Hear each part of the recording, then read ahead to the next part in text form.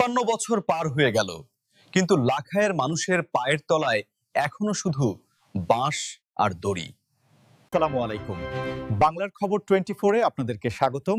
সাথে আছি আমি লিটন বিন ইসলাম। হবিগঞ্জের লাখাইয়ের ৩৫ গ্রামের মানুষের একমাত্র ভরসা বাঁশের শান।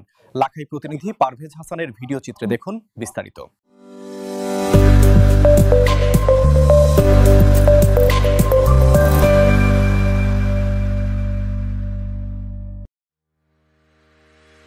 হবিগঞ্জের লাখাই উপজেলায় বুল্লাবাজার সংলগ্ন সুতাং নদীর উপর পাকা সেতু না থাকায় প্রায় ৩৫টি গ্রামের মানুষ দৈনন্দিন জীবনযাপনে চরম দুর্ভোগের মুখে।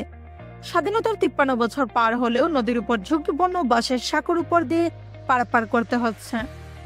নদীর দুই পাশে একাধিক স্কুল ও শিক্ষা প্রতিষ্ঠান থাকায় কোমলমতি শিক্ষার্থীরা প্রতিদিন জীবনের ঝুঁকি নিয়ে স্কুলে আসা যাওয়া করছেন। কৃষকরা উৎপাদিত পণ্য বাজারে পৌঁছে দিতে বাধ্য হয়ে দ্বিগুণ খরচের মধ্যে পড়ছেন। স্থানীয়রা অভিযোগ করেছেন, নির্বাচনের আগে জনপ্রতিনিধিরা সেতু নির্মাণের প্রতিশ্রুতি দিয়েছিলেন, কিন্তু বাস্তবায়ন হয়নি।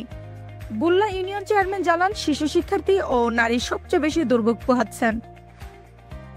লাখাই উপজেলা প্রকৌশলী বলেন, বর্তমানে কোনো বরাদ্দ নেই, তবে নতুন প্রস্তাব পাঠানো হয়েছে এবং ভবিষ্যতে প্রকল্প বাস্তবায়নের সম্ভাবনা আছে। জনপ্রতিনিধি ও কর্তৃপক্ষের এ অবস্থার মধ্যে লাখাইয়ের মানুষ এখন সরকারের উচ্চ মহলের হস্তক্ষেপ কামনা করছেন, যেন ঝুঁকিপূর্ণ বাঁশের সাঁকোর বদলে নিরাপদ স্থায়ী পাকা সেতু তাদের দৈনন্দিন জীবন সহজ ও নিরাপদ করতে পারে। বৃষ্টি দিলে আমরা উপকার হবো না, বাড়ির অঞ্চলের মানুষ বৃষ্টি আনটা দরকার, এখন দেখছিলেন বাংলার খবর 24। আমাদের সঙ্গে থাকার জন্য ধন্যবাদ। আবারও দেখা হবে পরবর্তী সংবাদে। আল্লাহ হাফেজ।